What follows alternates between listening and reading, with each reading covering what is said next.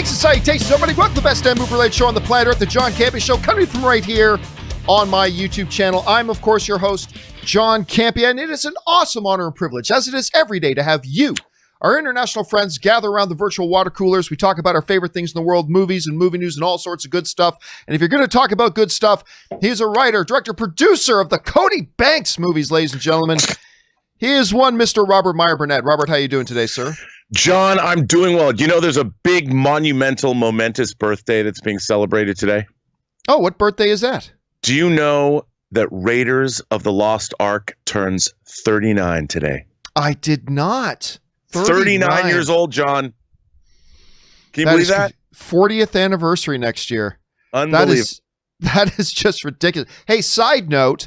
So I finished Avatar: The Last Airbender. Wow, that was fast. Yeah, And? I got through it. I really, like, everybody was right. The first season is the most childish. But even though the first season is pretty childish, it lays great mythology foundations. But yeah, man, once you get into season 2 and then 3, and the ending of the series is Endgame before Endgame. You know what I mean? The way they orchestrate, yes. I'm not going to give anything away for the people who haven't seen it yet, but yeah, I like, not a top 10 favorite show of mine of all time or anything, but it was really good. I really did enjoy it. I enjoyed it so much, I realized on CBS All Access that they have Legend of Korra, the follow-up series. I thought, ooh. So I watched the first 3 episodes of Legend of Korra and then I gave up on it. I didn't, I'm not a big fan of Legend of Korra. And granted, I only got 3 episodes in, but I didn't really like it all that much. I didn't like how they suddenly went from like a pseudo version of Sword and Sandal Age to all of a sudden 80 years later, they have cities with radio and cars and motorcycles. And I'm like, I don't know. It threw me off and I just didn't like it as much, but whatever. Avatar: The Last Airbender was really good. So thank you to everybody who recommended that I should check it out. And listen, guys, we do have a bunch of things to talk about here today. And just give you a little bit of house cleaning. Remember, guys, I know you can't always be in a situation where you can just pop open a YouTube video, like whether you're commuting or at the gym or you're at work. And that's why the John Campea podcast version is there. The audio-only version of the show, the John Campea Show podcast, is available on your favorite podcasting app of choice. Make sure you can go and subscribe to it so it's there when you need it.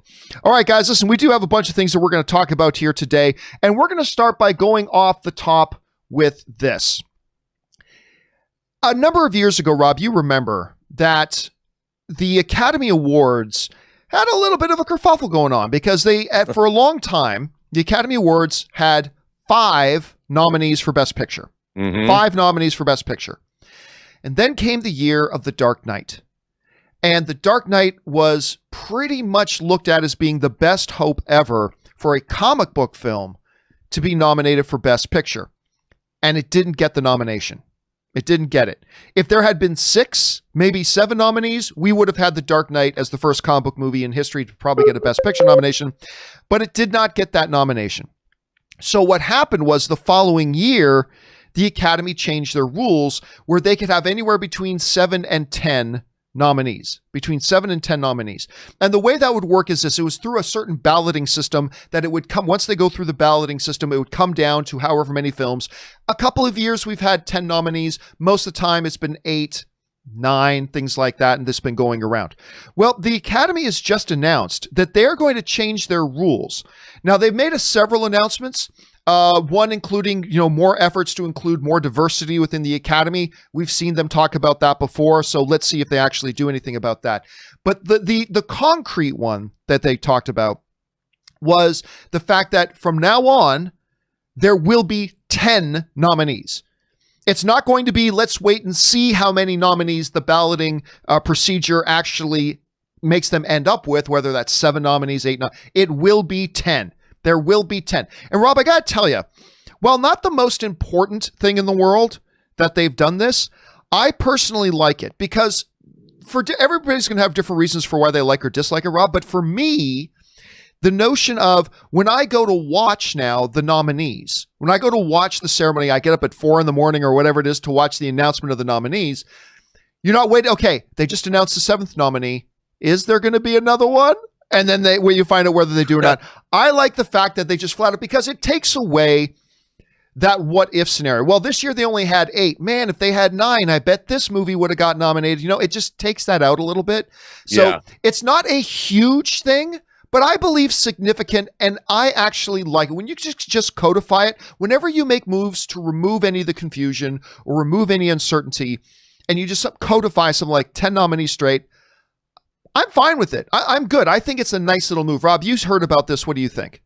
I like it. I think it's like you said. It's consistency is nice. Knowing what's out there is nice. Although I still feel that, like, of those 10 nominees, we all know what the front 5 are supposed to be. And with those, it's usually the front two or 3. But look, it's always nice when people are trying to make things for the better. And obviously, if they're not, the viewers will speak out and they'll make a change. But I do think that it's nice. I mean, I'm for it. I'm for it. There's other things they brought up I think are a little strange, but we'll see how that goes moving forward. But I think it's a good plan.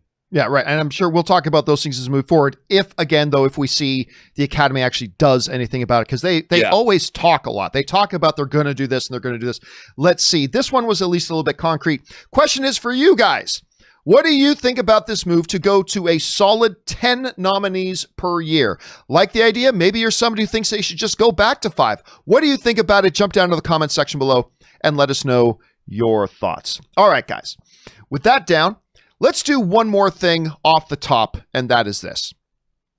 Maybe, I think it's fair to say that the most anticipated game this year, maybe the most anticipated game of the last number of years, has been the follow-up to Last of Us, The Last of Us 2. People have been talking about it a lot, and they're looking forward to it, all this excitement. Now, a short time ago, there was some controversy that came out because certain leaks came out about Last of Us 2. A lot of the people out there who saw the leaks didn't like what they heard in the leaks, and there was this huge backlash against the game, pronunciations that this game was going to suck and that nobody was going to get the game and all this kind of stuff. And at the time, I remember saying, and I mentioned it a few times in the show, that it's like, look, I personally, the little details we heard in the leaks, and I won't repeat them just in case you haven't heard them, the little details we're hearing in the leaks, I don't like the details we're hearing in the leaks either. But they're just isolated details outside of any context, right? So we simply don't know. We don't know if these leaks we're hearing are as bad as they look, or maybe within a certain context, they're great. And the example I always give is, look at Thanos in Endgame. If before Endgame came out, we heard a leak, Thanos gets his head chopped off in the first 10 minutes of the movie, everybody would have freaked out. But then we see it in context of the movie and it worked out fine. So we've all been saying, guys, let's just wait till June 12th when we actually get the reviews. Well, June 12th is here and the reviews for Last of Us 2 are now out and they are glowing. As of this moment, the Metacritic rating for Last of Us 2 is sitting at 97%. When we go into some more specifics, some of the specific reviews from some of the larger game review platforms, Game Informer has given Last of Us 2 a 10 out of 10. IGN has given Last of Us 2 a 10 out of 10. Games Radar has given Last of Us 2 a 5 out of 10. US Gamer has given Last of Us 2 a 4.5 out of 5. Did I say 5 out of 10? Games Radar gave it a 5 out of 5. US Gamers gave it a 4.5 out of 5. And I've spent some time this morning, Rob, going through a number of these reviews and reading through them. And first of all of them are basically saying, this is a game that punches you in the face. I mean, that's basically it. They're saying emotionally, this game will punch you in the face, then knee you in the balls, and then stomp on your back. I mean, they're saying emotionally, it just leaves you wrecked. But everybody's saying, like, all the reviews I've been going through are basically affirming this game is completely character-centric. It's incredibly complex as far as the emotional levels of the story go. And they're all saying it's great. Now, I have not seen anything from it. I have not played the game clearly. I have not watched any cutscene movies of it. But, I mean, it's good to hear this, that they decided to make a lot of hard choices with it. And apparently those hard choices led to a really compelling, satisfying story, which again ties into us a little bit more because, you know, we have a Last of Us series coming that's being run by the showrunner of Chernobyl and is going to be lead directed by the director of Chernobyl as well. So we've got that whole Chernobyl team coming. Whether they're going to incorporate elements of Last of Us 2 into the, series, we'll have to wait and see. But this is good news to hear. Rob, I'm actually not that surprised to hear this stuff. You hear about the reviews of Last of Us 2. Where were your expectations where it's going to be, and what do you think about these reviews we're hearing? Well, again, it was that game was the first one, the first Last of Us. It was an amazing game, and it was sort of, to me, the extension of what began, at least in my gaming career, with Uncharted, where I was as wrapped up in the characters and the story in a video game as I ever had been. And I think I've been really anticipating this, and it's been a long time. So long. I'm glad that the wait was worth it.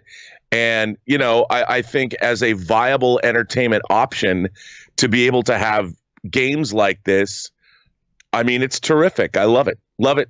Can't wait. Where does that leave you for your expectations as far as the series go with the Chernobyl guys?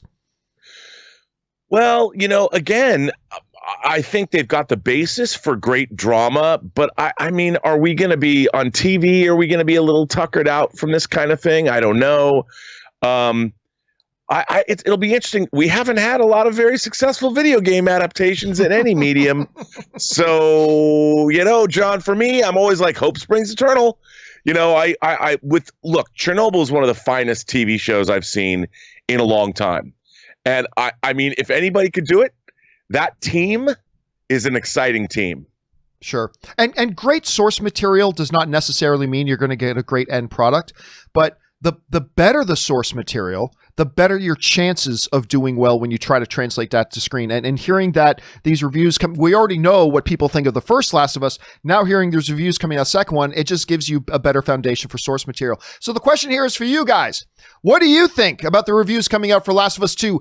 Does that increase your excitement for what its on-screen presentation is going to be like? Jump down into the comment section below and let us know your thoughts. All right, guys. With that down and out of the way, let's move on to our main topics today. And how do we select our main topics here on the John Campea Show? Well, it's really rather simple. You see, you guys come up with our main topics by going anytime, 24/7, over to www.thejohncampeashow.com/contact. Once you get there, you're going to see a form. Fill it out with your topic or question. It's totally free. Hit submit, and then maybe, just maybe, you might see your submission featured as a main topic here on the John Campea Show. That down, let's get on to main topic number one. And our first main topic today gets submitted to us by Colton M., who writes, "Hey, John, love the show. Thank you so much, Colton. I've been pretty excited for Black Panther 2. Now we are getting reports that Beyonce is joining Black Panther 2. I'm pretty excited. What do you think about this? Thanks, and keep up the filthy." All right, thanks a lot for sending that in, man. And yes, there have been some reports going around. You guys have probably seen them. These reports swirling around the internet that Beyonce is joining Black Panther 2 and probably a couple of other Disney films as well. The specifics of the report basically say that Beyonce has entered into a $100 million deal with Disney for a Black Panther 2 and 2 other films. We can tell you this is not true. It's not true. One of the entertainment reporters for Variety got online and debunked this rumor going around. And it's important to say, we always tell people, go to the source. What is the source of this? The source of this was coming from The Sun out of the UK, which is always a little bit of a crapshoot about whether you can buy what they're saying, particularly when it comes to entertainment stuff. And the guy at the Variety basically said, listen, no, there's no such deal in place. You're not going to see Beyonce. And by the way, there was some confusion about whether or not this thing with Beyonce was going to be her in the movie, or was it just going to be her composing music, to which it really made it look ridiculous because Disney's not going to pay $100 million to somebody to write 3 songs. And they just weren't going to do it. I don't care if it's Beyonce. They just simply were not going to do that. Now, look, I'll tell you this right now. I didn't mind the idea when I first heard it. And before I had a chance to look into its validity, when I first heard it, listen, I don't mind the idea. Beyonce has shown over the years she's pretty good on screen. She can't, I don't think she's one of the world's great actresses, but she's shown she's pretty good on screen. And, if you put her in there, it doesn't mean she's going to take Lupita Nyong'o's place and be the lead female character of the movie. It could have been a small role. It could have been, just a little supporting role, which could have been good. Rob, you hear about this. The rumor, number one, what did you think about the rumor at first? And do you think it's a good or a bad thing that we've heard that ultimately it's kind of been debunked? What do you think? Well, look, I didn't believe it, but what she was going to play Storm. That was one of the rumors. Idea. Yeah. Yeah. I mean, if Storm, Wakanda, marrying T'Challa, I'm all about that. And I'm a big fan of Beyonce. I mean, I think she's an electrifying performer. I like what she's about. I like what she's done as an artist. I just, it just, not to denigrate pop stars transitioning over to movies, but would she be the best actress for the part? I don't know. I mean, the first Black Panther was stacked with some heavy hitter actors, and what a great ensemble. And if you're going to add somebody that's going to be right up there with T'Challa, with Chad Boseman, you better have the chops to play opposite him, because he is a great actor. And so is everybody else in that franchise. Well, just they had an Academy Award winner in Forest Whitaker as one of the small supporting roles. You got some icons in that movie as well. But again, if we had heard that, I mean, even when I first heard the Storm thing, I'm like, okay, no, that's not true. They're not going to make her Storm. But I mean, if it was a smaller supporting role, where she's got like 8-9 minutes of screen time, whatever, I would have been perfectly okay with that. I wouldn't have had a problem with that. And you're right. She is simply the most electrifying.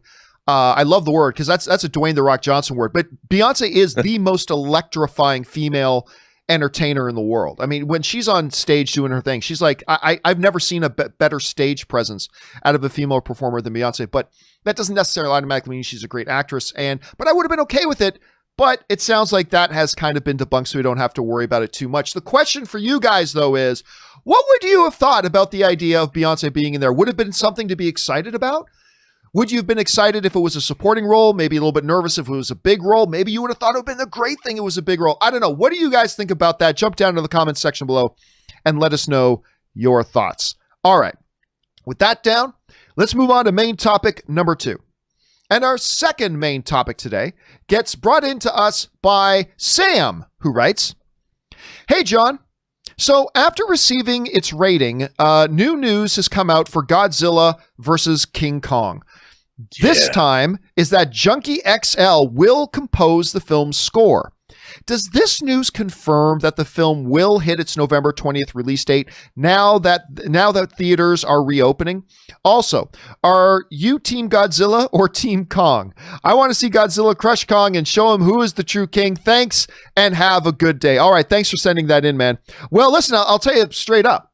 I am in the whose team are you on? Are you Team Godzilla or Team Kong? I am firmly in the camp of Team Kong. I want to see Kong, you just bongo the hell out of Godzilla. That's what I love Godzilla. I do. I like them both.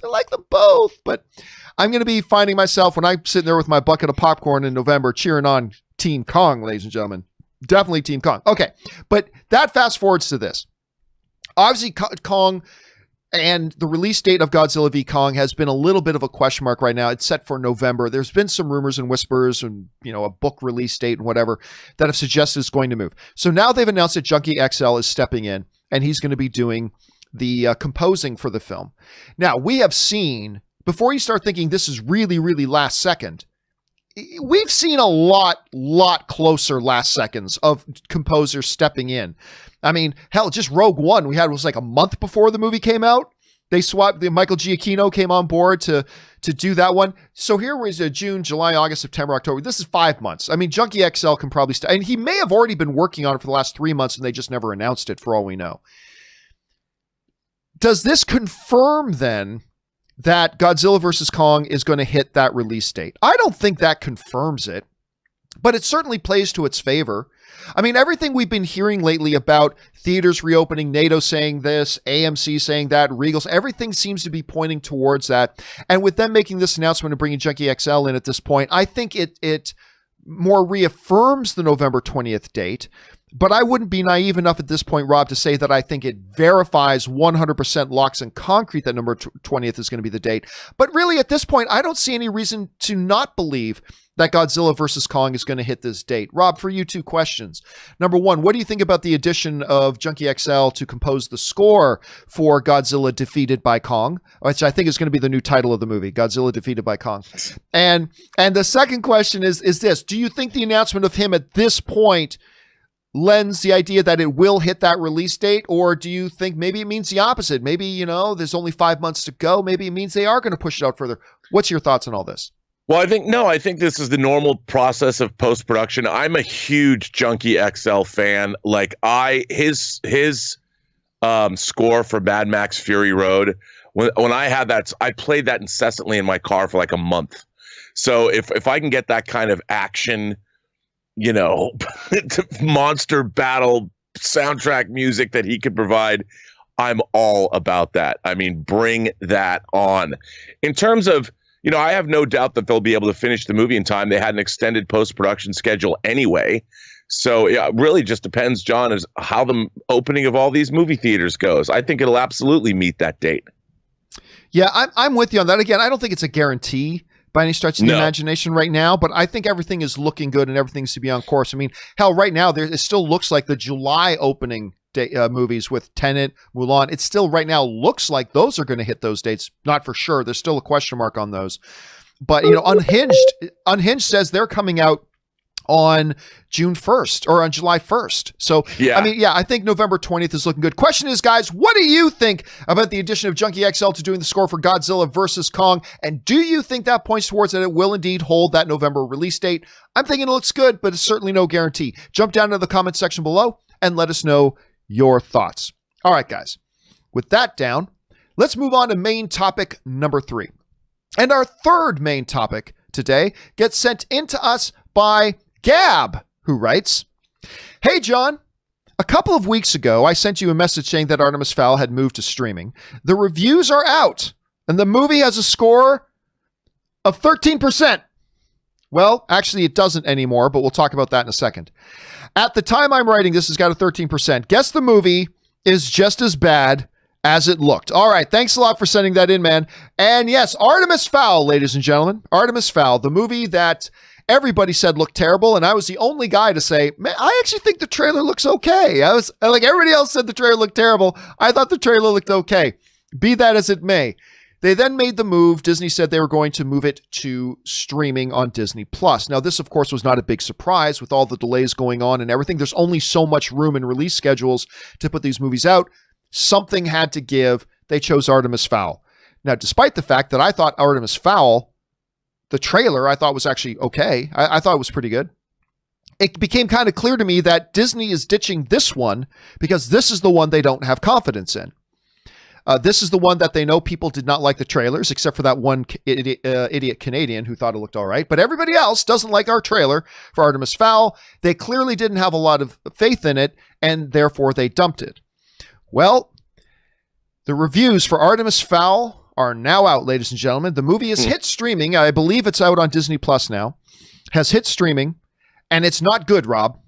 It's not good. As of right now, Artemis Fowl holds a 12% on Rotten Tomatoes, with a 27% audience score rating. Now, no use paying attention to the audience score rating because unlike movies that get released in theaters, they cannot verify that people have or have not seen this on Disney Plus, but still not great. 12%, and that's with 74 reviews in. So it's not like there's only 4 or 5 reviews. 74 reviews counted, 12%, 27% audience rating score.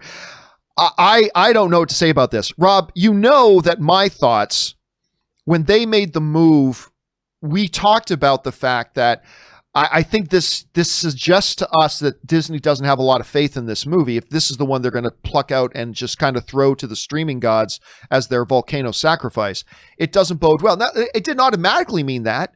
I mean, the movie could have been good, and they just may have thought, this is the movie that's not going to make money in theaters, even though it's good.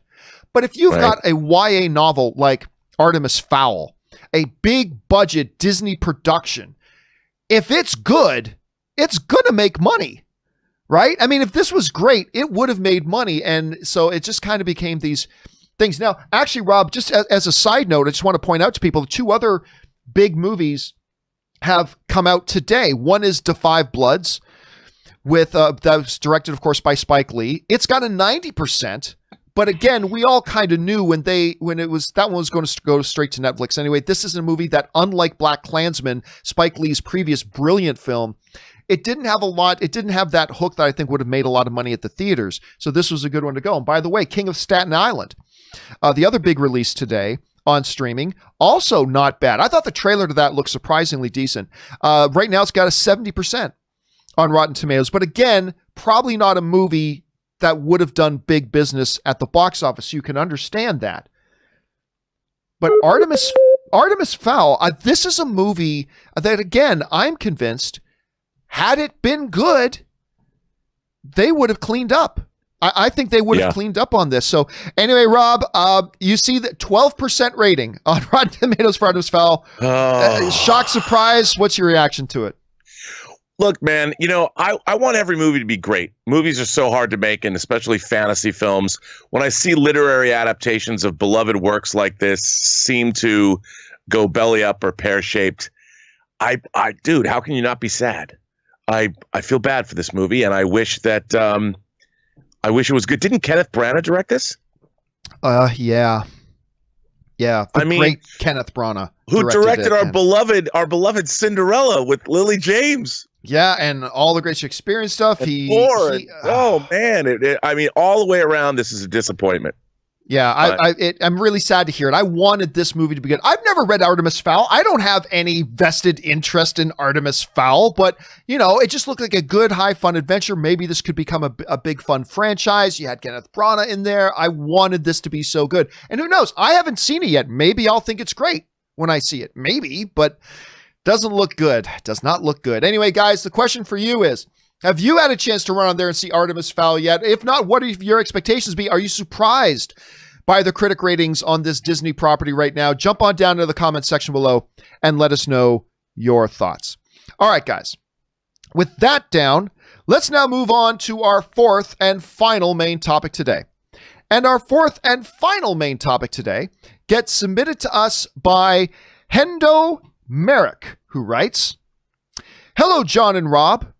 I was underwhelmed with the PS5 announcement earlier, but I gotta admit, I got really excited to see they're coming out with a Spider-Man Miles Morales game. Well, it could be a game. There's a lot of suggestions out there that it's going to be a really high-end, additional kind of add-on to the original Spider-Man game. But what it is or isn't, we'll find out soon. They didn't show much, but the game doesn't come out for another 5 or 6 months. Do you think Sony is taking a step towards Miles Morales in animated form, and now in game form brings us closer to a live action Miles Morales Spider-Man movie?" All right. Thanks a lot for sending that in, man. And yes, yesterday, of course, a lot of people were excited because PS5 did their big announcement, and I watched a bunch of it. I thought it was all right, whatever. I do like the PlayStation platform. I like the PlayStation platform very much. I thought the announcement was all right, whatever. But, of course, the big thing was the thing about Spider-Man Miles Morales. And this comes to us from The Verge, right? Spider-Man Miles Morales, the sequel to 2018's PS4 exclusive Spider-Man, is officially heading to the PS5, Sony announced today at its PlayStation 5 gameplay event. A teaser trailer showed off a first look at the upcoming sequel. Miles Morales appeared in developer Insomniac Games' Spider-Man as a playable character, but it wasn't until the end of the game when the character was bit by a radioactive spider, setting up the newly announced sequel. This comes to us again from The Verge. It is an interesting thing. So there's not much, I don't want to talk about the game itself too much, and all that kind of stuff. It was interesting looking. They didn't show much. But it does raise the question, with Spider-Man Into the Spider-Verse being as brilliant as it was and winning an Academy Award, now with them moving forward and doing Miles Morales and highlighting Miles Morales in their PS5 content, could all this stuff suggest that we might be on the verge of seeing Sony taking steps to bring us a live-action Miles Morales? Let me get my thoughts on this. The first thing that should be pointed out is I have said for quite a while that I don't believe that we're going to see a live action Miles Morales movie. I mean, obviously we've seen Miles Morales kind of referenced in Spider-Man and all that kind of stuff, but I've said for a while that I don't expect that we're going to see a live action Miles Morales movie per se, for a couple of reasons, which we'll go into in a second. That said, though, even I, who have been saying for a while that I don't expect this to happen, I mean, for live action, Peter Parker is Spider-Man. I've been saying that. But I think there's enough anecdotal evidence starting to pile up here that one has to consider that possibility. I think there's enough anecdotal stuff here that one absolutely must consider the possibility that we are on the verge of maybe sometime in the next couple of years getting some sort of announcements from Sony that we're going to get this. Let's look at some of this anecdotal information.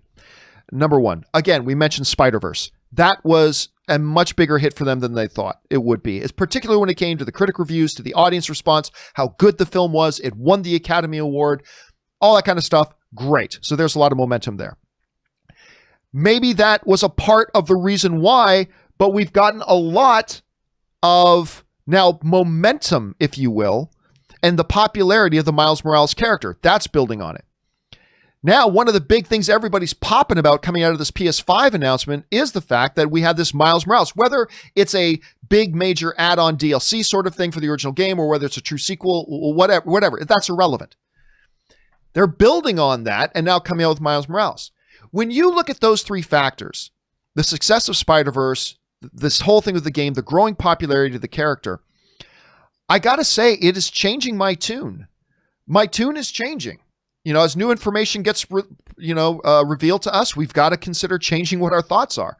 And I am starting to lean a little bit more towards the idea that, you know what, they very well could be setting up a live action Spider-Man project at some point, riding this wave of momentum. Now, Rob, the thing working against it right now is the same thing that has always worked against it, which is this.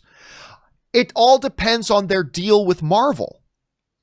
Because I have a suspicion that in their deal with Marvel, that as long as Marvel has a live action Spider-Man going on in the MCU that Sony is the distributor of, then Sony won't work against that by having a different version of a live action Spider-Man in their Venomverse, if you will, all going at the same time. So depending on the details of that deal, that to me is still the biggest roadblock in their way. That is still the biggest obstacle that could very well put the kibosh on any discussions of a live action Miles Morales. So I'll say this, barring something contractual that bars Sony from doing a live action Spider-Man while there's another live action Spider-Man running around in the MCU, barring that, and that's a huge, huge hurdle, I think maybe they are looking at moving in that direction at this point. Rob, you're looking at this whole thing. Do you think all these pieces of the puzzle are adding up to something, or is it just random pieces of the puzzle? How do you see it? Well, after the Academy Award win of Into the Spider-Verse, I think you'd be crazy not to consider that this character really works on the big screen in animated form. So it's not a big leap to think that we could make a live action movie out of it. I mean, that character was so winsome and appealing in that movie that I would love to see it live action. I got to tell you, I know you saw very little of the game and all that, but I kind of got chills when I watched that trailer, you know, and just seeing, you're like, okay, this is the possibility of how this looked or could look. And especially if they went for a more, I don't know, stylized approach to it, because maybe it's a different universe or something. Oh, we had Rob had a slight hiccup there. Rob's got a slight hiccup Miles there. Morales movie. Okay, I would back. totally see that. Sorry, you froze there for a second. Sorry about that. We just so everybody knows, we've been having Skype has been having an issue most of the day, but we're able to work through it. I think it's right, awesome. My point was it'd be awesome. All right, question here is for you guys. What do you think about this? As a matter of fact, I decided to make that the topic of today's question of the day. So the question of the day today, which I put up on our community tab on our YouTube channel. If for no other reason, that's a good reason to make sure you're subscribed to our channel, is for all the posts and announcements and polls are going to be in our community tab on YouTube. The question of the day that I asked you guys was this. I put this up just before we started, where I asked, with the PS5 game the Oscar for Spider-Verse and his growing popularity, do you think Sony could move on doing a live-action Miles Morales movie within the next 5 years? Right now, as of right now, about 2,500 of you guys have chimed in on that. And right now, overwhelmingly, 82% of you are saying, yeah, you think they're going to do that. Again, I think the big roadblock is going to be what's the live-action, deal between Marvel and Sony. But as of right now, 82% of you guys are saying, yes, you do believe they will, in fact, do a live-action Miles Morales within the next 5 years. And only right now, 18% of you guys are saying that, no, you don't think that will be the case. So let's ask you guys here, what do you think? Take all of it into consideration. The deal, the fact that we do have a live-action Spider-Man right now, the fact that the game, the Spider-Verse movie, the growing popularity of Miles Morales. What do you think? Do you think within the next 5 years, Sony, within their own universe, could introduce a live-action Miles Morales Spider-Man movie? Jump down into the comments section below and let us know your thoughts. All right, guys. With all that down, we're going to move on to our live questions here in just a minute, but we are going to let Rob take off at this point. Rob, we know you got a lot of stuff you got to do today. Thanks for being here. We'll, of course, see you back again on Monday, but in the meantime, where can people find you in all your adventures online? You can find me on Twitter still at BurnettRM. Find me on Instagram at Robert Meyer Burnett, or find me on my YouTube channel, The Burnett Work, and my show, Robservations. And John, let me just say a very happy anniversary to you and Anne. Thank you so much. Yes, it is Anne and mine's 10th anniversary today. Thank you for that, Rob. And I'll see you when I get back. We'll talk to you on Monday, my friend. Have a good trip. All right, take care, dude. All right, guys. And it's mine and Anne's 10th anniversary. We are actually, as soon as we're done this show, Anne and I are jumping in the car, and we're going to San Diego. We're going to go down to San Diego for the weekend. We're going to go stand in line at Hall H. We're going to pretend like Comic-Con is actually happening. So we're going to go do that this weekend. But before Anne and I take off to go celebrate our 10th wedding anniversary, I'm going to take a short little break here, guys. Give myself a chance to rest the vocal cords, stretch my legs, go refill my drink, give you a chance to run and use the bathroom. So hang tight, guys. Don't go anywhere. I will be right back.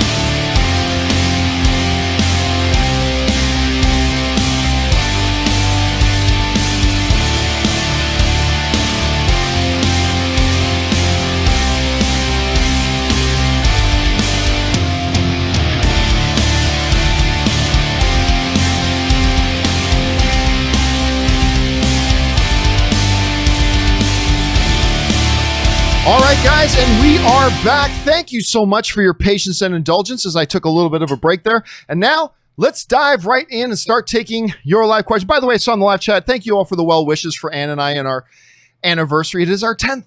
It's crazy. It is our 10th wedding anniversary. And I'm looking forward to going down to the beautiful city of San Diego, the whale's vagina. All right, let's move on here. First question up today comes to us from Usual Suspects, who writes, I understand the need to be smart and safe, but so many people act as if they go to a theater or restaurant, it's a foregone conclusion that they will get a virus and a foregone conclusion that they will be hospitalized. I mean, that's true, but honestly, in a situation like this, just be honest, speaking for myself, I think if everybody was that paranoid, this virus would have been gone by now. If everybody was that paranoid, and I'm not that paranoid, but if everybody was that paranoid, this virus would have been gone. You know, one of the reasons they say, you know how New Zealand has basically kicked this thing's ass? You know, their leader was basically, I was watching a video saying, we just really made it important to all of our citizens to understand and do this. Our philosophy was, everybody act like you've got it already. Everybody act like you've got it. Because if you've got it, you're going to try to take care of the people around you. You're going to try to make sure you don't give it to other people. I know.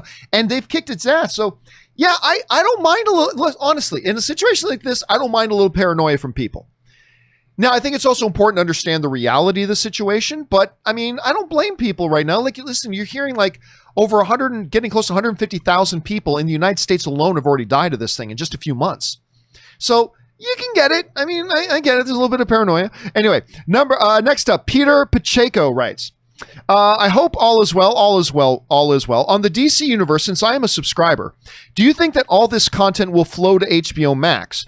Also, because I liked reading the comics on there that I did not have, do you think they will give a discount or something to people that have used the DC universe? What do you think they will do with the comics? Also, being a Roku user, I'm still waiting patiently. Stay safe. Hot toys buying is an issue, LOL. All right, thanks for writing that in, Peter.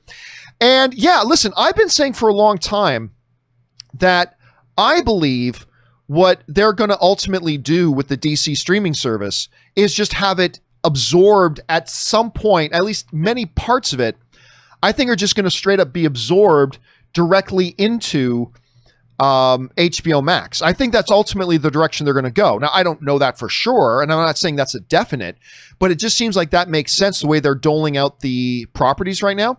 Whether they'll give a discount? No, they should. No, they won't give a if they just absorb DC Universe, they won't give a discount to previous DC, which I am a subscriber to the DC Universe. But no, I don't think they're going to give us a discount, nor do I think they should.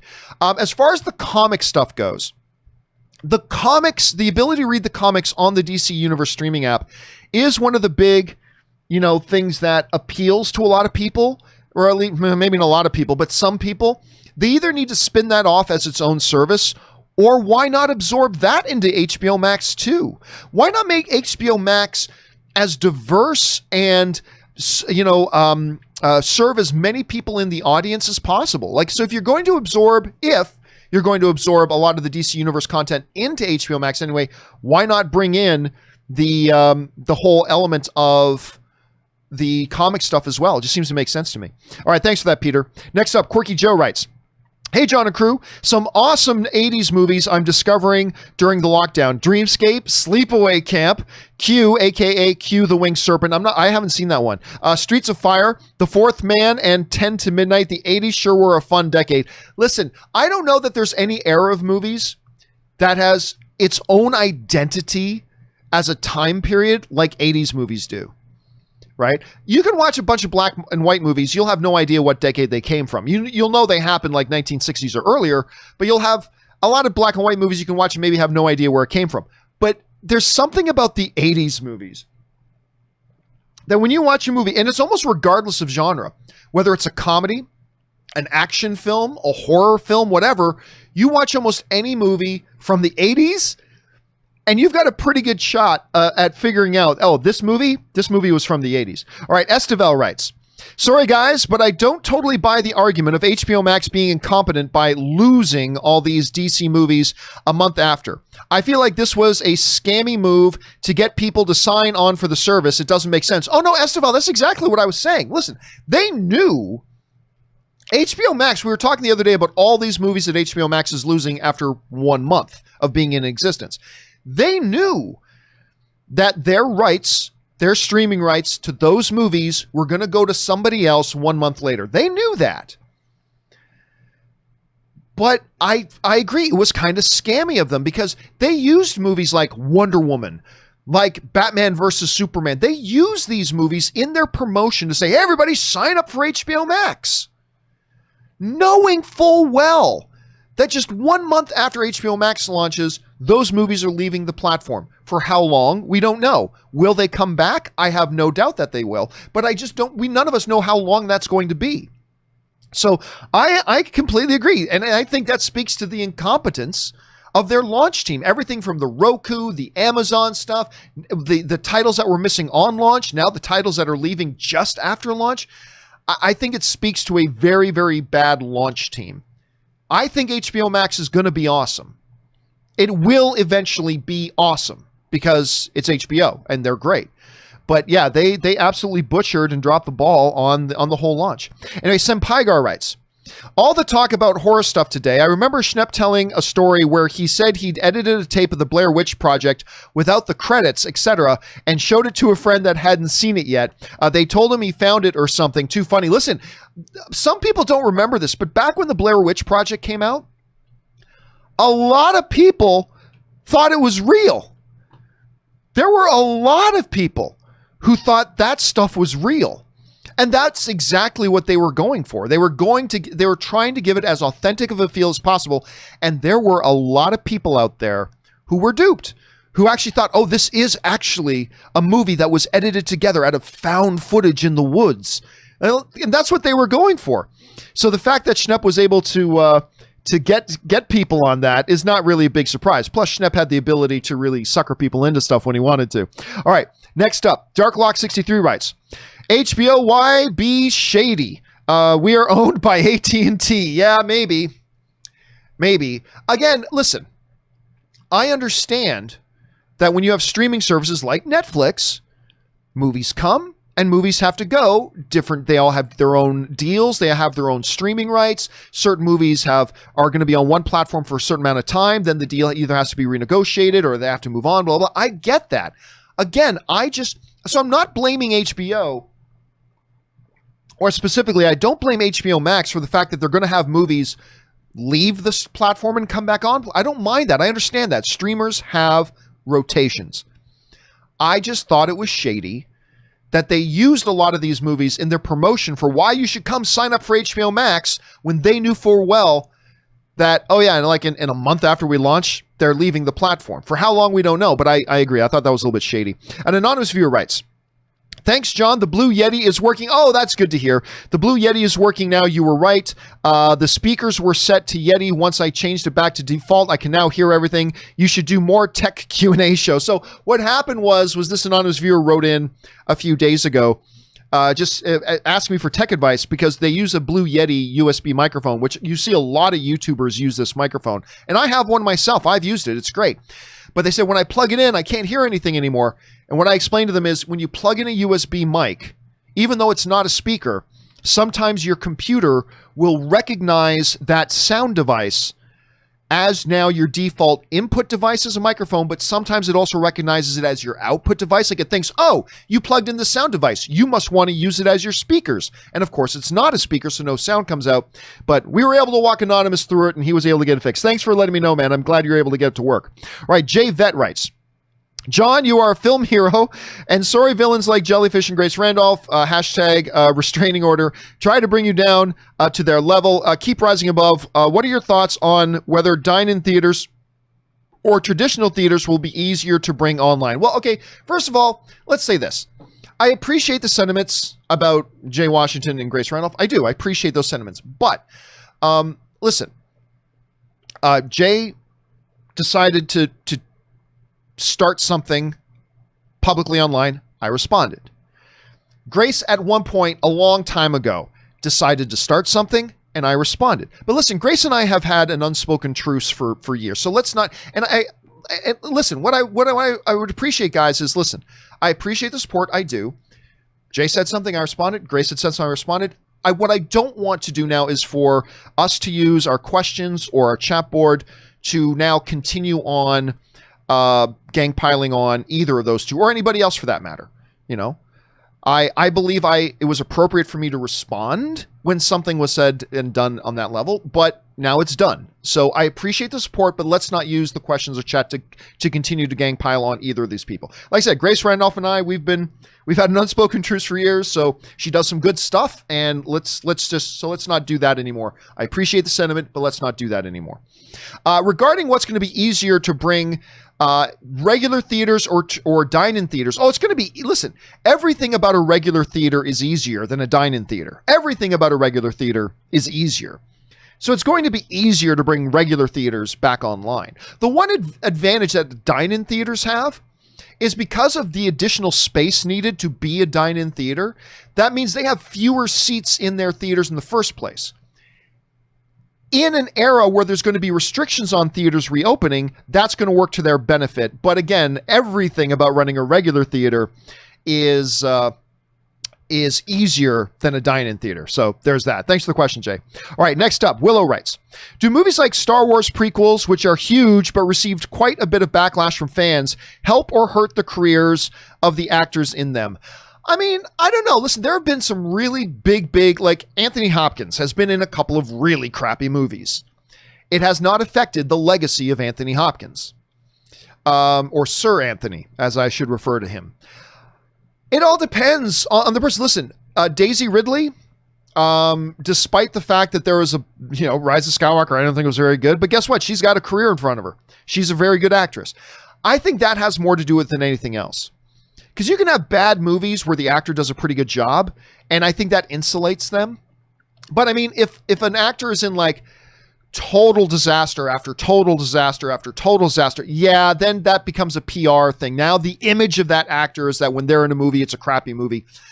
But listen, it clearly didn't affect Ewan McGregor.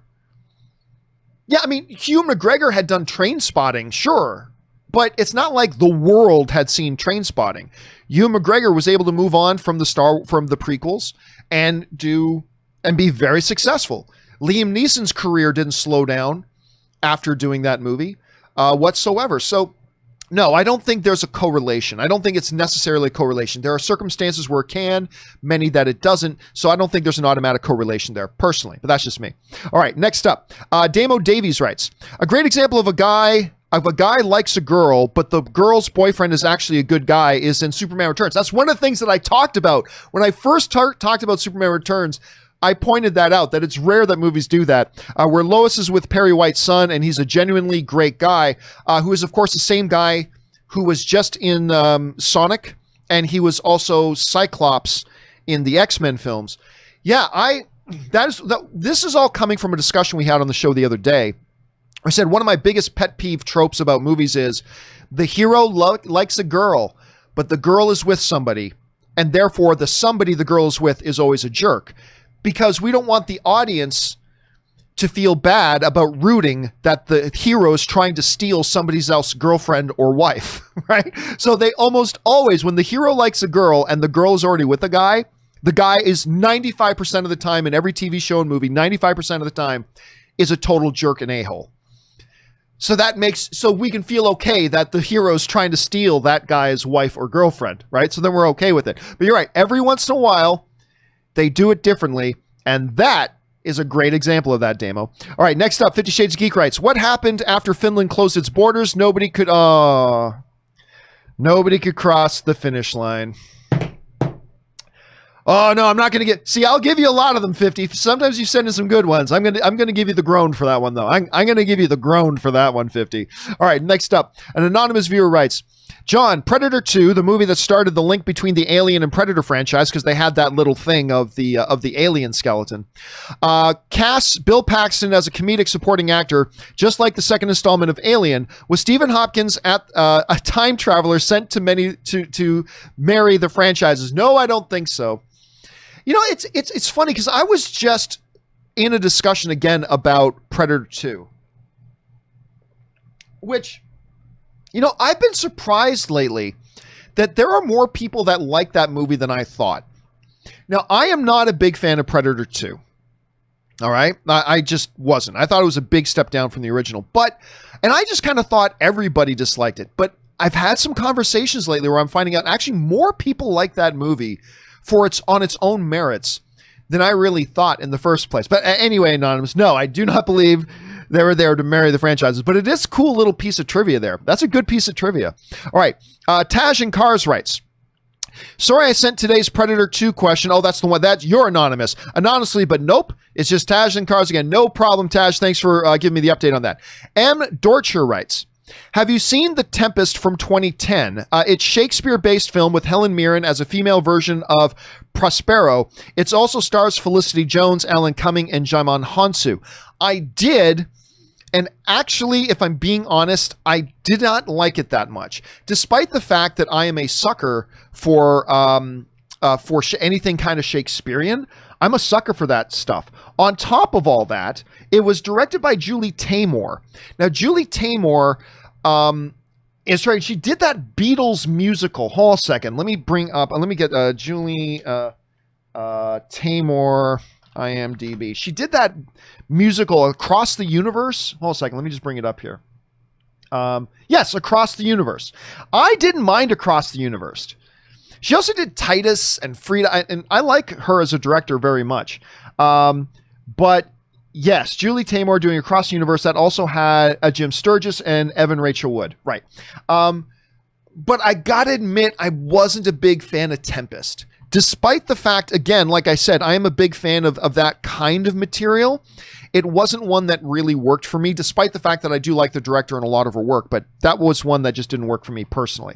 All right, next up, Major Tom writes, cheesy monster movie of the day, Prophecy from 1979. It's a movie about a mutated bear wreaking havoc in a forest in Maine. There's a funny scene where a kid in a sleeping bag gets smacked into a rock by the bear. For a PG movie, it's pretty violent. I have not heard of this. Hold on a second. What's it called? Prophecy. Let me bring this up. Prophecy. 1995? No, yours is 1979. Prophecy, 1979. A log company's waste mutates the environment, creating a giant killer bear monster. Oh my gosh, I got to bring up. Let me bring up the poster of that. There it is. It sounds like a Toxic Avengers ripoff. I'm not gonna lie, it sounds a little bit like a Toxic Avengers ripoff, but whatever. I'm there. I'm with it. All right, next up, morality in films writes.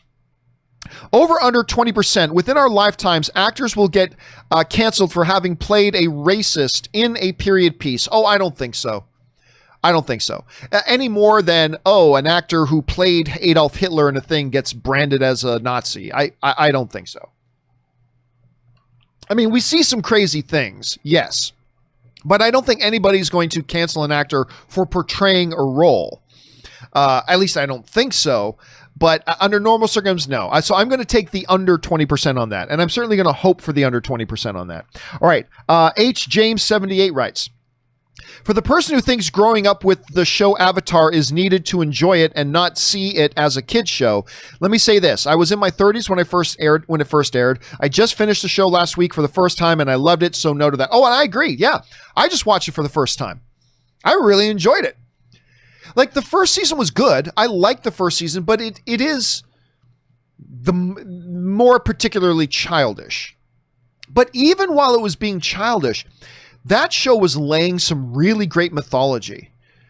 And you meet the prince and his uncle Iroh, which I thought was Iroh, but then I listened to third season. They really do emphasize the I in Iroh. But anyway, the Dragon of the West, his uncle Iroh, which still remain, even after finishing the series, as my two favorite characters. I'll tell you the one thing I did not like about it. This is the one thing I did not like about it. And it's not a big deal. I still thought it was great. I really enjoyed it, all that kind of stuff. But the one thing that I did not like, I didn't like the thing where they ultimately hook Aang and Katara up. I didn't like that. To me, that felt icky in a way. So, yeah, I didn't like it. And then they carried that on, of course, in Legend of Korra. But that was the one thing I didn't like. But other than that, I thought it was really great. And it really does pick up in season 2 and into season 3, and the way the mythology, and they so clearly planned this entire series out before they started. I mean, it's just very, very well done. I really appreciated it. All right. Dumbledore Calrissian writes, "Hey John, I'm so glad you're enjoying Avatar: The Last Airbender. Just a heads up, between seasons 2 and 3, Mako," yeah, I did know about this. "The voice of the actor who played Uncle Iroh passed away, so they had a different voice actor for season 3. He did a good job, but it's weird at first." No, listen, I knew that going into season 3, and they did, whoever they got to do the voice of Iroh after, obviously the passing of Mako, he did a really good job. Now, they minimized... Uncle Iroh has minimal amount of dialogue in season 3, which I really would have liked to have seen more Uncle Iroh. But you're right. The guy they got, whoever it was, did a really good job of... I mean, you could tell it wasn't Mako, but he did a good job sounding like Mako. You know what I mean? All right, next up. Ant writes, "When I was 11, I saw the trailer for The Haunting 1999 and couldn't sleep for weeks. Scared the hell out of me. My favorite horror might just be an episode of Black Mirror called Playtest. I've seen it a few times and always call my mom when it ends." Listen, for me, I've never watched a trailer that freaked me out all that much, but there have certainly been a couple of movies that have. Obviously, I talk a lot about the original American Werewolf in London. That one to this day freaks me out. That is probably the only horror movie that truly, truly freaks me out. Don't know why, but it does. I can't think. The other one that really freaked me out as a kid, like to the point that after watching it, I had to ask my mom to be in my room as I fell asleep, was Jaws. Was Jaws. That movie freaked me out. I didn't want to go, and I didn't even want to get into a swimming pool after that. That was one that really did that to me. I've never seen Black Mirror, though. So I can't comment on Black Mirror because I've never personally seen Black Mirror. So there's that. But yeah, man, that stuff. When a good horror movie really gets under your skin, that's when a horror movie's done its job, man. All right, next up, Julius A. Goodwin writes, "I was watching Luke Cage the other day and realized that after Mahershala Ali's Cottonmouth character left the show is when it seemed to go downhill. Is it me, or were Marvel's small screen shows even more reliant on good villains than the big screen MCU?" Yeah, that's true. Listen, I'm with you on Luke Cage. I loved the first half of the first season of Luke Cage. Loved it. And listen, TV show, movie, whatever, when you have a great antagonist, it elevates everything else. Having a great antagonist elevates everything else. I'll tell you right now, I'm not sure if it wasn't for, the villain in Die Hard, if it wasn't for Hans Gruber, I don't know that we are still talking about Die Hard today. Die Hard is a good little action film that we probably don't talk about much today. But you take that movie and you add one of the great on-screen antagonists in history, and it elevates it. Everything elevates, So and I think you're right. I think that the shows depend even more. I mean, look, would we be talking as grandly about Daredevil is still great without their Kingpin. But you put Vincent D'Onofrio in there as Kingpin, it elevated everything else, right? A great villain elevates. So I think you're right, Julius. I think the TV shows maybe even relied a little bit more on a great marquee antagonist than maybe even the movies do. All right, next up, Nate Dogg writes, "It's great to see you back again, Rob," who's not here right now. "You were missed. Also, I'm a PNW man, and this in his 50s. So maybe for that reason, I often find myself agreeing with what you say." Probably talking about Rob. "Anyway, I appreciate your astute and timely observations, John. You'll love living in Seattle." That's still a little ways away. Probably around October, November is when we're looking at moving to Seattle, but I am looking forward to it. So thank you for that, Nate Dogg. I appreciate that, and thanks for watching the show, man. And I'll make sure I pass that along to Rob as well. All right, Cody Cordy writes, "Hi, John. Just watched the Barry Levinson directed movie Sleepers with Brad Pitt, Kevin Bacon, Jason Patric, Robert De Niro, and Dustin Hoffman. It's a great movie. Not going to spoil that movie. Watch it knowing nothing. Also, it's hard to watch." It is. There are certain, well, no, let me put it this way. I think with Sleepers, there are moments and elements that are hard to watch, right? It's not like, say, what's one we often go to when talking about movies that are hard to watch, like a Schindler's List, or just as a whole. That is, brilliant. One of the all-time great movies. Difficult to watch. But I agree. We haven't, and by the way, it's killing me who wrote that movie. Give me a second. Who wrote that damn movie? Hold on a second. Sleepers. By the way, that new Kevin Bacon horror movie, You Should Have Left, is looking really, really good. Who wrote that damn thing again? Oh, it's not who I was thinking of. Never mind. No. It was Barry Levinson also wrote the screenplay for it based on the original book, but I was thinking somebody else wrote it. Anyway, so wrong about that. But anyway, yes, that's one that, and listen, look at that cast again. Let's bring it up again. Kevin Bacon, Robert De Niro, Minnie Driver, by the way, was in that. Oh, God, I loved Minnie Driver for so very long.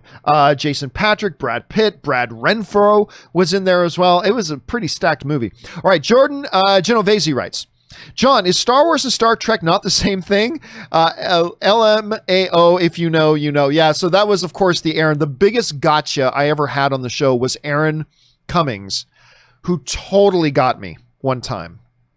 It was, we were talking about something, and she goes, oh, yeah, because it reminds me of blah, blah, blah. I'm like, no, that's Star Trek. You're thinking about Star Trek, not Star Wars. She goes, wait a minute, aren't they the same thing? And I thought I was going to have an aneurysm right there. I'm like, if you guys saw the show when that happened, I just froze.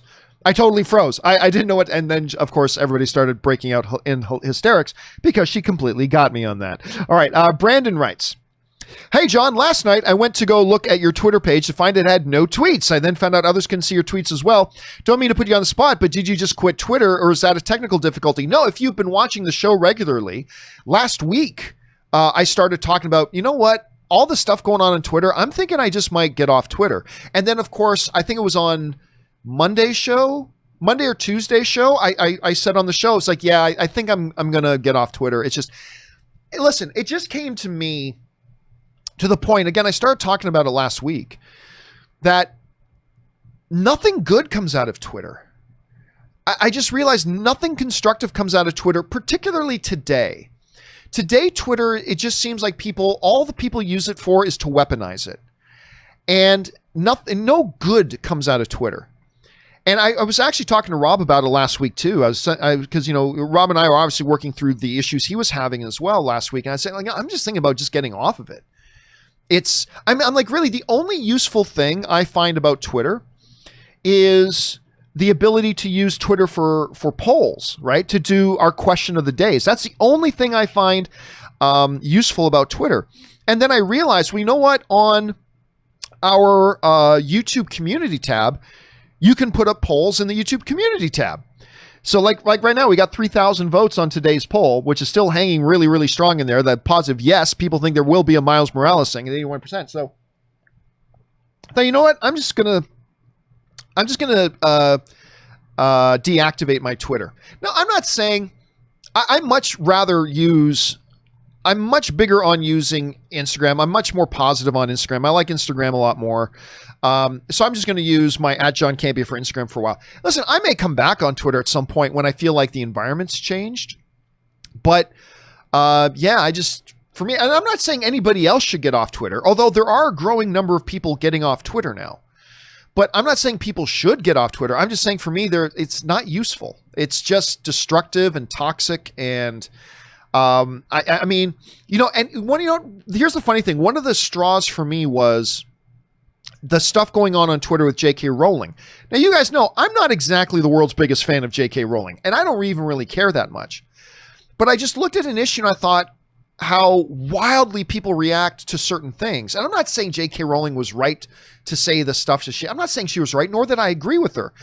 But then I look at the reaction and the amount of backlash, you know, and I see somebody writing to her. One prominent person wrote about J.K. Rowling, you know, you've written a lot of words, but these are the ones you're going to be remembered for. It's like a total destruction of somebody over something. Again, it's a complicated issue. I'm not saying it isn't. It was a complicated issue, but I just remember seeing that the other day again. Yeah, no, that's it. I've been talking on the show for a while that I'm thinking I'm going to get off Twitter, and it's just, yeah, for me, it's just a toxic cesspool that people use to weaponize. And I don't know. I just thought, I got no use for it. So I decided to get off it. And so if anybody wants to follow me on social media, you can follow me on Facebook or you can follow me on Instagram. But yeah, that's that for me. All right, no problem. Thanks for asking. All right, next up. Jared's Reviews writes, Where are we at here? The trailer for season 2 of Doom Patrol looks great, and what I am not looking forward to is the episode with that big spider. Got me to think, though, which spider scene is more freaky, Harry Potter 2 or Return of the King? Can't watch them, so I'm curious. Well, listen, you and Aaron Cummings both. Aaron Cummings goes into this frantic fight or flight reaction whenever there's a spider anywhere. I even took Aaron. Aaron and I went to go see Spider-Man Into the Spider-Verse. And there is a scene in Spider-Man Into Spider-Verse, a short scene with a little animated spider. You know the scene where Miles gets bit. This little animated spider that's on there for a second. I know Aaron doesn't like spiders, but I thought she was going to rip my arm off. Like her claws went brrr, into my arm, just like, and into the arm. And it was like, I seriously thought I was going to die from blood loss. I thought it was going to kill me.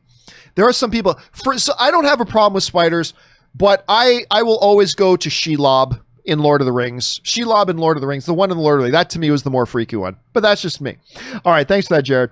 All right, James Knows What's Up writes, about a week ago, you're trying to come up with a show that the main lead left after one season, and the show went on to still be successful. While the verdict is still out on Batwoman, I did come up with David Caruso in NYPD Blue, 12 seasons in total. Did he leave that after the first season? And also, that might be was it just the first season that Caruso left that? One season? For some reason, I thought he was on more than that. Plus, wasn't NYPD Blue more of an ensemble, kind of like a Law and Order? Wasn't it more of an ensemble show? Again, look, I didn't watch NYPD Blue, so I don't know. But if that's true, James, that's a good catch. If that's true, that's a good catch. Thank you. Yeah, so what came up was, we were talking the other week about the notion about how with Batwoman moving on from their lead after one season, I mentioned I can't think off the top of my head of a major network show that the title character left after one season, and then the show goes on to continue to be successful. So that one might be a good pick, James. Thanks for bringing that one up. All right, 50 Shades of Geek writes, I heard you were feeling under the weather, so I decided to send you some nice hot tea, but I had a hard time putting it in the envelope and sending it to the yes, so here's $10 instead. Feel better, John. So what 50 is referring to is there was no John Campea Show yesterday. And for those of you who are subscribed to my YouTube channel, and again, keep your eyes on the community tab there, what day is it to Friday? So it was Wednesday night, early Thursday morning. I was not feeling well. There was something going on with my stomach, and I was not feeling well. And I was still awake. I couldn't get to sleep. I was still awake at like 3:30 in the morning. And so like at 3:30 in the morning, I posted on the community, and it looks like most of you guys saw it. I posted on the community tabs. I said, hey guys, listen, it's 3:30 in the morning. I'm not feeling well and I'm still awake. And I don't see myself getting to sleep anytime soon. And I don't feel good. And I don't think I'm going to take the day off. So I took yesterday off. But thank you for all the well wishes you guys sent in. Yeah, I think it's just something I ate because it came, and really, honestly, by about noon or 1 o'clock in the afternoon, I was feeling pretty much back to 90%. But just, I don't know what it was. I must have ate something though that just hit me the wrong way. Because I was up all night and my stomach was going and I was sweating and it's like, anyway. I'm good now. I'm good. Thank you for the well wishes though. I appreciate that. All right, Kazam the Moon Man writes, thoughts on Avi Arad as a producer? Keep in mind, he's the same guy who thought an Aunt May spy film was a good idea and also called Bratz the X-Men for teenage girls. Has he done more harm than good for the comic book films? I don't know that I would say that, because you also got to remember, listen, making a good movie is hard. All right. Making a good movie is really hard. One of the problems with X-Men being so successful and all that kind of stuff is everybody then suddenly thinks, that, it's easy. It's easy. Making all these movies and making them really good is super easy. And it's not. It's not. So, yes, he's done a couple of really bad ones, but he's also done a couple of really good ones. He was one of the producers on, and by the way, you got to remember, the term producer is a very difficult to nail down term. Because there's no really clear definitions, despite what anybody tells you. One person can have the title of a producer on a movie, and they literally didn't do anything. They maybe took 2 lunch meetings, connected a couple of people, maybe connected a potential actor with a potential director, got them to connect and blah, blah, blah, boom, producer credit. And that's all they did. Then you can get other producers who tirelessly work day and night to make that movie the best that it can, working in tandem with the director, giving all the support to the director, making sure all the pieces of the puzzle are there, blah, blah. So you can and yet they're both just called producer. So how heavily involved Arad has been in a number of these things, who knows? But a number of the films that he's been the producer on have been quite good. Venom, I thought, was very good. Spider-Man Homecoming, he's an executive producer on Spider-Man Homecoming. I thought that was very good. The first Amazing Spider-Man, I thought was very good. I thought the first Amazing Spider-Man, I thought was very, very good. Then a couple of really bad ones. He was a producer on Ghost Rider, Spirit of Vengeance. He was a producer on X-Men Origins Wolverine. Then he did, I thought Incredible Hulk was good. He was a producer. Arad was a producer on the first Iron Man movie. That was really good. He was a producer on the Blade series. I like the Blade series. I don't care what anybody says. He was the producer on Spider-Man 2. He was a producer on the first Spider-Man. He was a producer on, and he was a producer on Blade 2. So he's done a lot of really good stuff. He's also done a number of films that were not so good. But how involved he was and how involved he wasn't on any one of those given films, we'll never really know. But listen, I look at it this way. There are enough. When you just look at Blade, Blade 2, Spider-Man, Spider-Man 2, The Amazing Spider-Man, Venom, Iron Man, when you look over his resume, to me, there are enough wins. Everybody talks about Arad. Oh, Arad's terrible. But really, have you sat down and looked at his win-loss record? Because it's not bad. I think there are enough wins on his record that says when I see him as a producer on a movie, that's not something that turns me off. I don't think you should be immediately turned off by that because, number one, you don't know how involved he is. But on top of that, there's a lot of really good movies that he has been a producer on.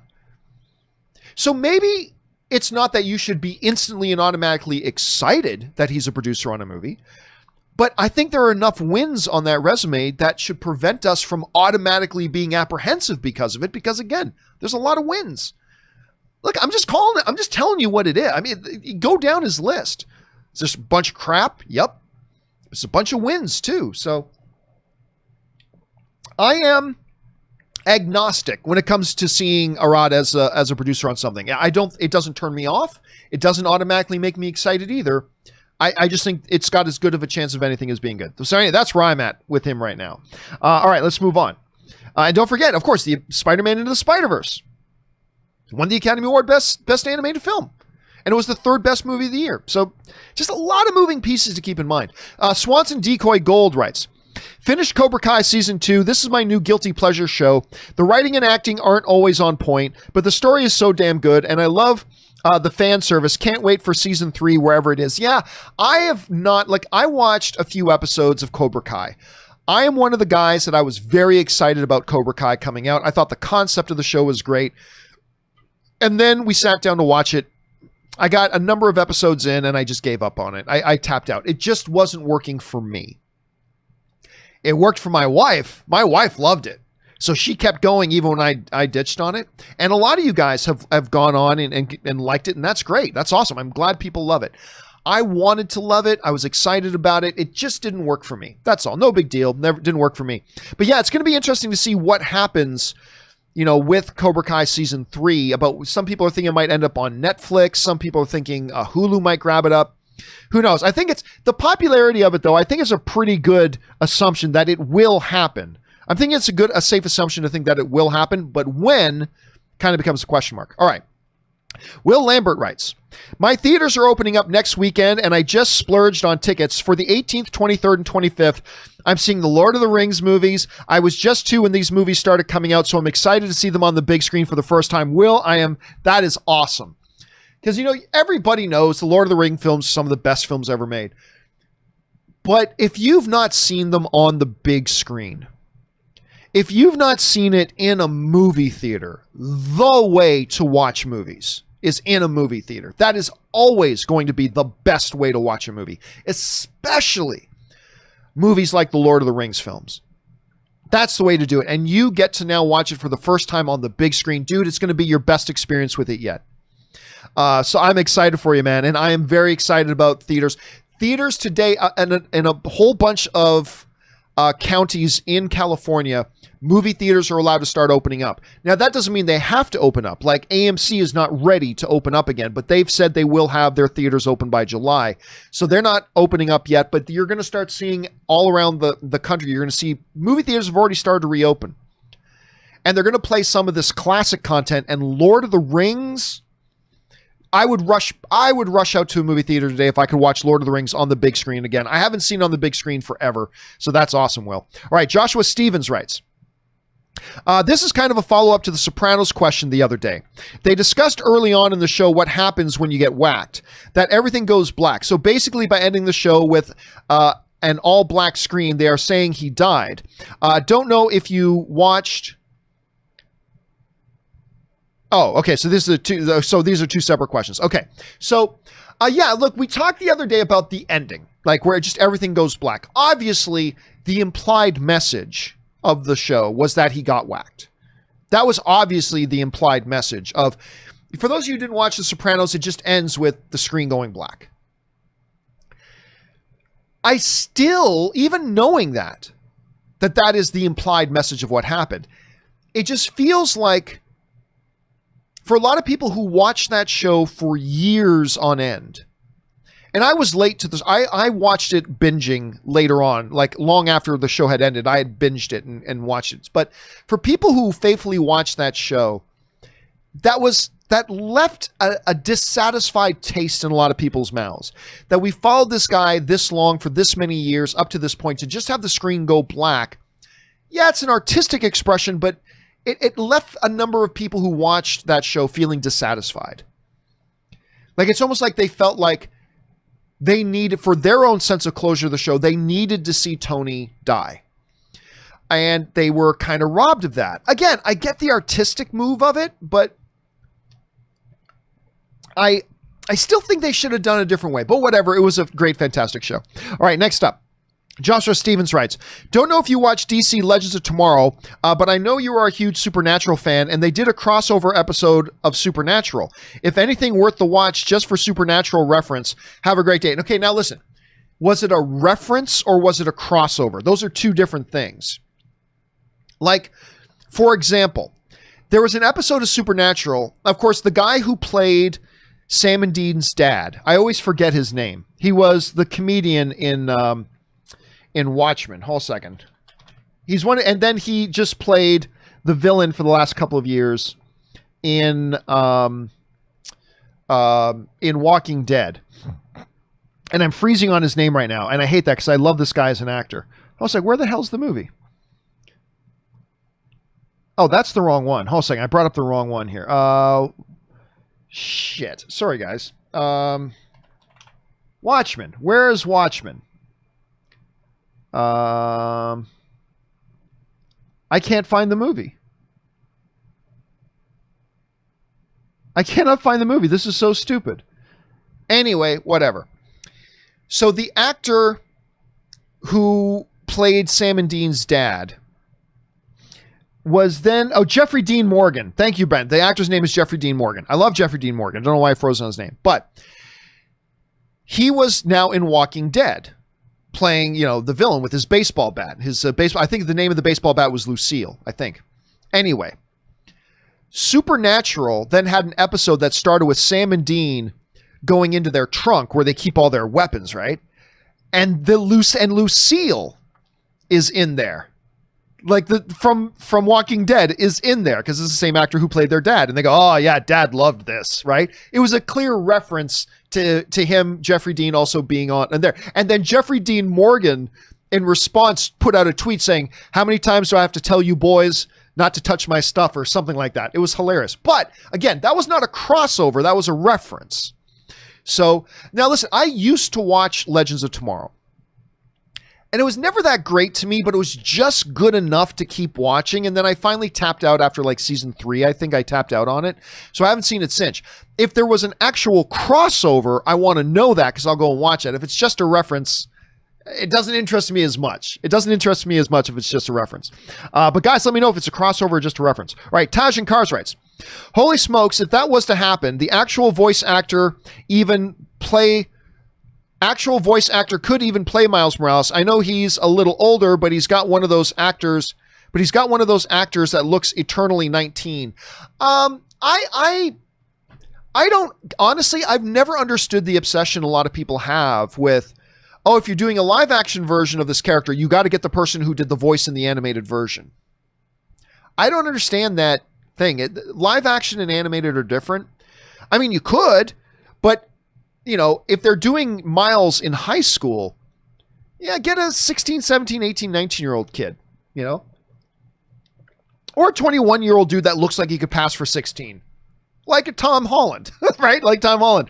But I don't think there's any necessity to get the voice actor from one thing to do the other. I'm not saying it's bad if they do. I'm certainly not saying it's bad if they do. I'm just saying I don't think there's any necessity to do that. But that's just my take on that. All right, Murray Reich writes, that season 2 finale of What We Do in the Shadows was amazing. All I can say is Guillermo was badass. Wish it was more than 10 episodes. That's how good this show is. I was pissed, to be honest with you. Being reminded, listen, I get it. Some shows today are 10 episode seasons, 8 episode seasons, whatever. But normally those are like hour-long episodes. What We Do in the Shadows as a half-hour show should be much more than 10 episodes. I was so bummed that was the season finale. And you're right, it was great. Guillermo, that episode was amazing. Every episode this year has been amazing. I've loved every single episode of this season. I'm going to have to go back and start from episode 1. I just loved it. But man, it pisses me off that as a half-hour show, it's only 10 episodes. It really should be longer. And if you're not on the What We Do in the Shadows train, you should totally get on it because it's fantastic. Okay, let's see. Murray Reich writes, do you think the recent rise of COVID-19 cases all over the country will delay AMC and Regal's opening soon, or are they going to open regardless, but with safety measures? They're going to open regardless, but with safety measures. Listen, I've believed for a while that the issue is not waiting for the virus to go away, but rather us learning while the virus is here how to function with it existing. You know, there was a story in CNN I saw the other day about a hairdresser who had COVID-19, had seen over 100 clients, and none of them got it from her. Not because they were just lucky, but because she was doing the appropriate things. She wore the mask, she had gloves, she was disinfecting everything.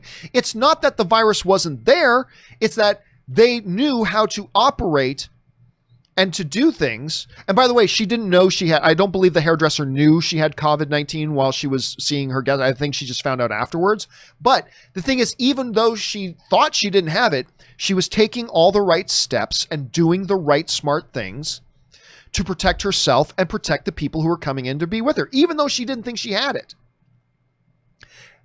Again, it's not about waiting for it to go away. It's about everybody acting smart and doing the right things. And if you come up with a good process and a good system and everybody acts smart, then I think it really does. Does it guarantee no one's going to ever catch coronavirus from going to a movie theater or a restaurant or a grocery store or whatever? No.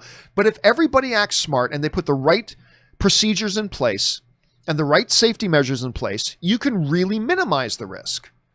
And that's the best we can do right now. So I think they're going to move forward.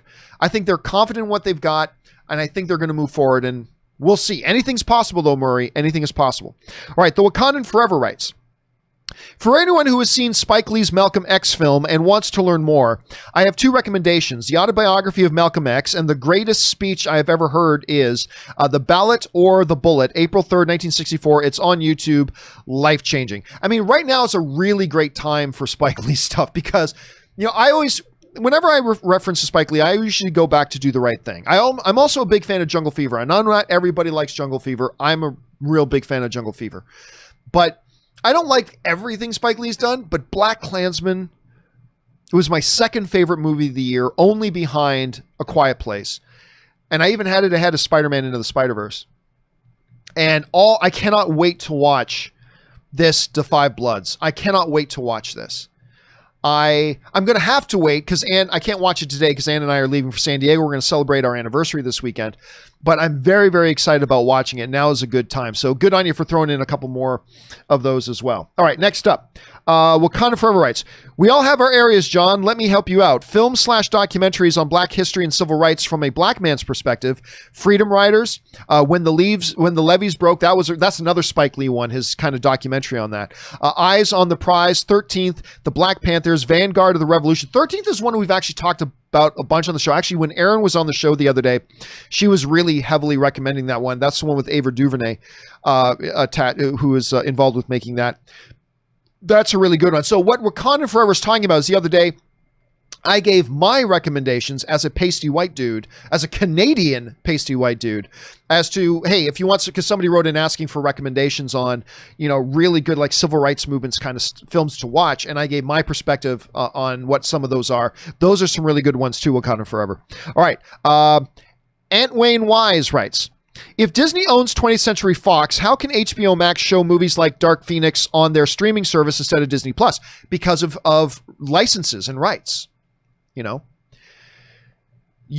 instance, there are even some Disney films that are not on Disney Plus right now because there were pre-existing deals already in place for certain numbers of years regarding those movies.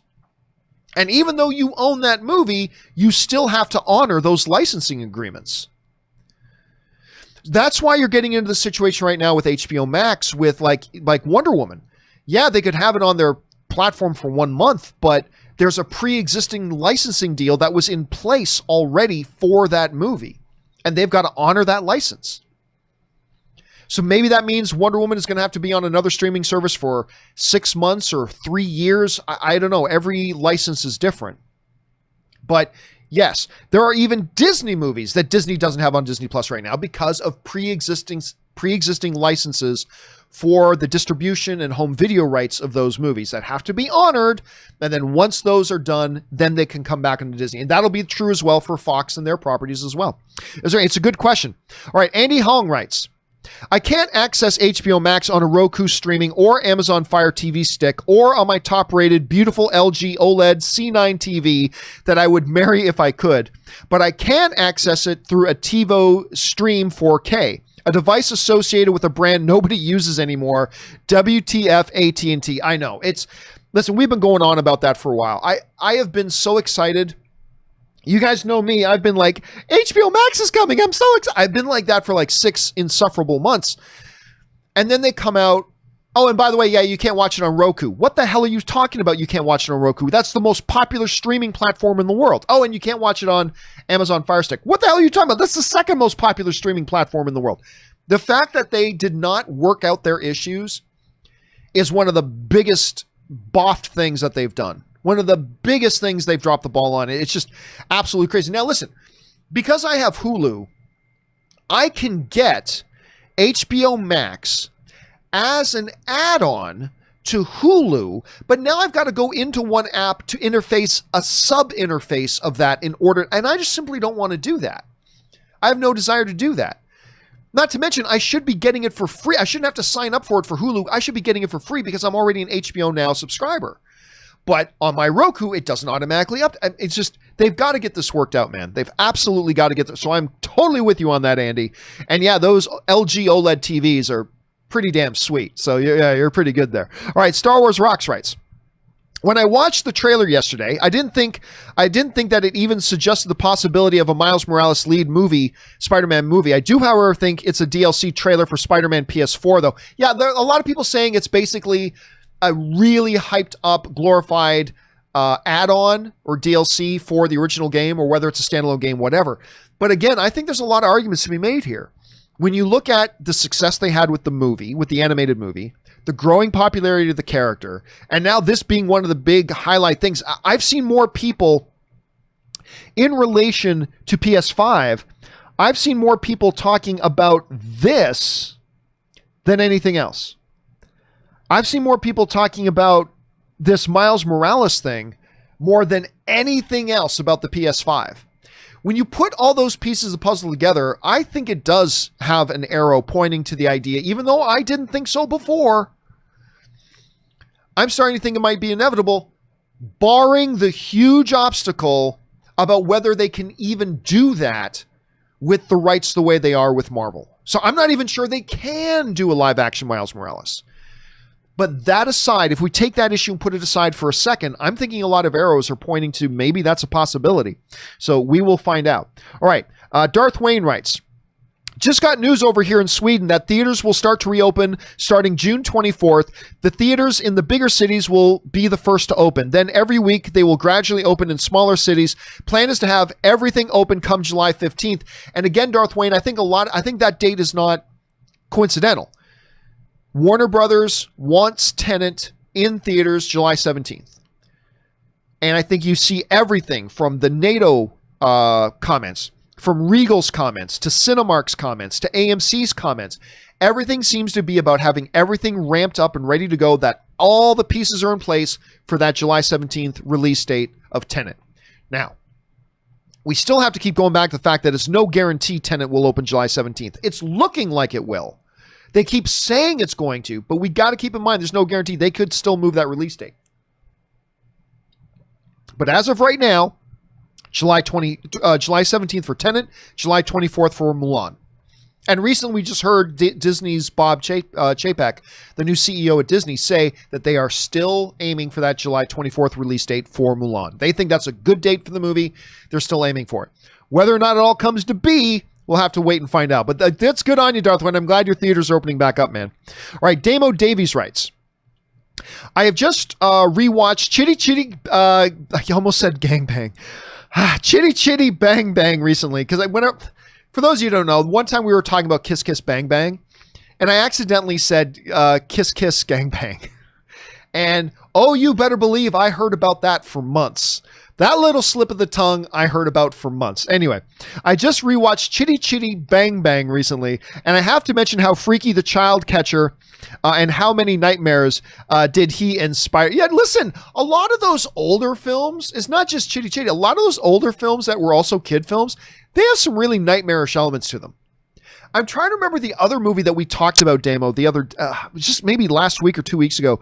We were talking about another film from a different era that was kind of child-centric, but it's like, oh my gosh, like there's some real nightmare stuff in there. I mean, for instance, even just look at Pinocchio, right?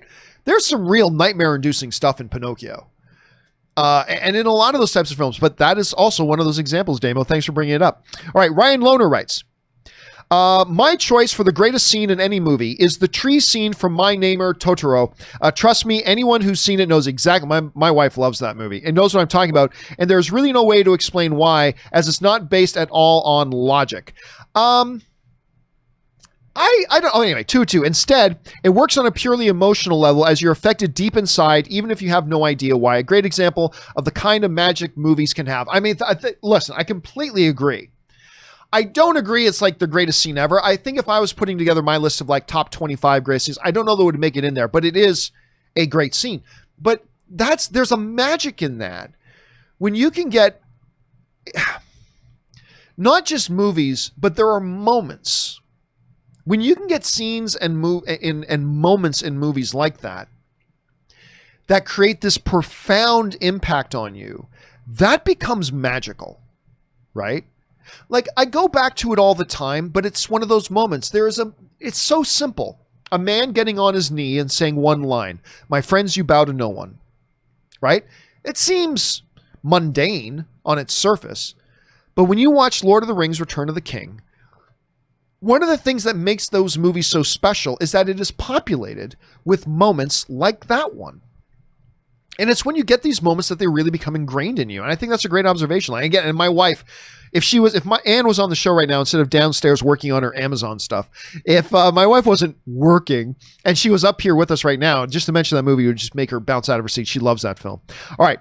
Okay, guys, I just got a few minutes more because, like I said, Anne's going to be waiting for me to jump in the car so we can drive to San Diego to celebrate our anniversary. But we got time for a few more here. Chris S., also known as Topher Rocks, writes, one of two. Hey guys, I'm feeling very thankful these days. About a year ago, I went through a breakup with a girl I dated for almost 4 years. It was incredibly tough. I had to move out of her house and start over. I was depressed as I've ever been. At times, I felt like I didn't. At times, I felt like I didn't want being alive anymore. It was horrible, and I wanted to just give up. It was John talking about Castaway, not giving up. You don't know what the next day's tide will bring in. I lost 25 pounds, found a girl, feel great. Thanks, JC and RMB. Oh man, that's awesome. Thank you for sharing that, dude. And listen, I don't know how many times and in how many different ways we can talk about the importance of and the impact that stories and storytelling and movies can have on us. And that is one, talking about powerful moments. We were just talking about that in the last question.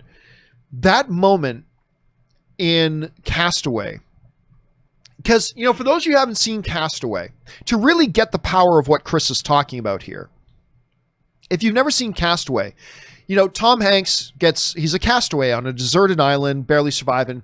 Every day, like different things from his FedEx plane that he crashed on that was loaded with tons and tons, like literally tons of packages, would eventually make their way and get washed up on shore. And every time he would find something that would be a little bit useful to help keep him alive.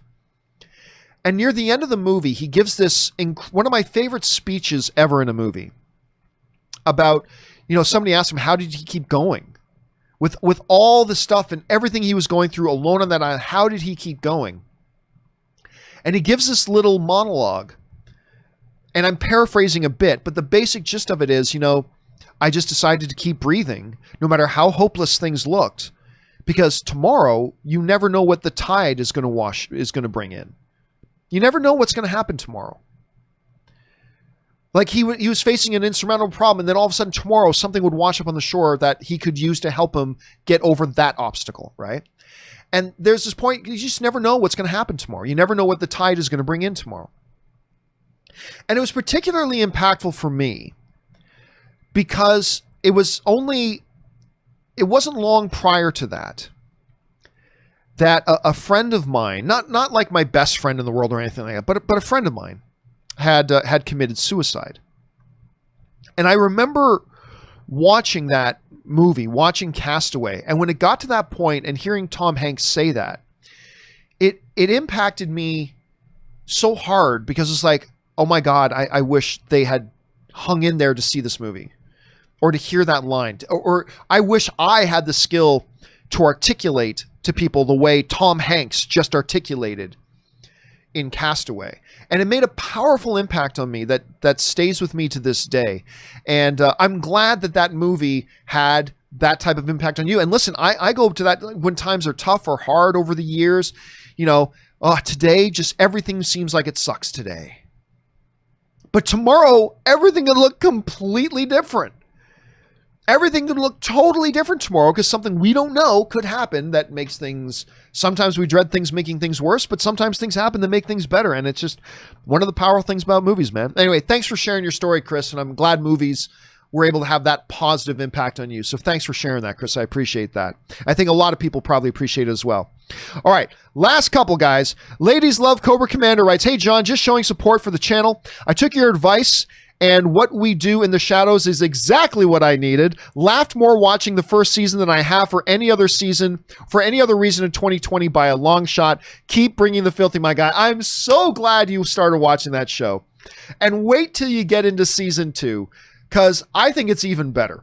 I think season 2 is even better than the first season. I love Colin Robinson, Laszlo, Nadja, they're all like Guillermo, Nandor, every single character is absolutely fantastic. Like even some of my favorite shows have a couple of characters I could either give or take. It doesn't really matter. They're there, that's great. If they weren't there, it'd be okay.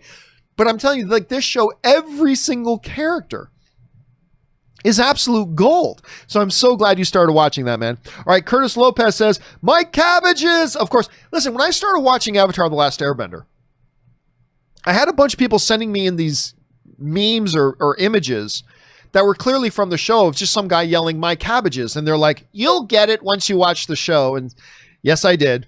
I certainly got it. I did certainly get it. All right, guys, listen. For everybody else who still has questions outstanding here from Curtis and Anonymous and Ethan and another one from Curtis, I unfortunately do have to skip out right now. As I mentioned, it's Ann and I's 10th anniversary. We are taking off to San Diego for the weekend, and as soon as I'm done here, I'm gonna go get my bag. We're gonna hit the car and drive down to San Diego. So I do have to split out here right now. Hey, listen, guys, just so you know, normally we do open mic on Saturdays. We will not have open mic tomorrow because, once again, Ann and I are going to be out of town. So we are still going to have an open mic this weekend, though, and that'll be on Sunday. Sunday, we will have open mic. So just make a mental note of that. Open mic will be on Sunday. Also, just so you know, for those of you guys who still have questions outstanding, we're going to start open mic on Sunday with your questions. So the questions that we've got left over from here, we're going to start with your questions on that. And if you want to send in a question or comment for open mic on Sunday, you can actually start sending in now. Just use the tip link that's in the description of this video. At the very top of the description of this video is the tip link. You can use that. You'll be sending in a question that will get answered on the show, and you'll be supporting the channel at the same time. Guys, thank you so much for being here and being a part of the show today. There's a lot of different things you could be doing, but you chose to be here with us, and we're super grateful for that. Also, special thanks to all you guys who sent in those questions, because number one, you gave us great fun things to talk about, but number two, you supported the channel while you were doing it, and all of us here on the John Campea YouTube channel, thank you guys very much for that. All right, guys, that'll do it for me for this installment of the John Campea Show. Be smart, be safe, take care of yourselves, take care of each other. Thanks for being here, guys. My name's John Campea, and until next time, my friends, bye-bye.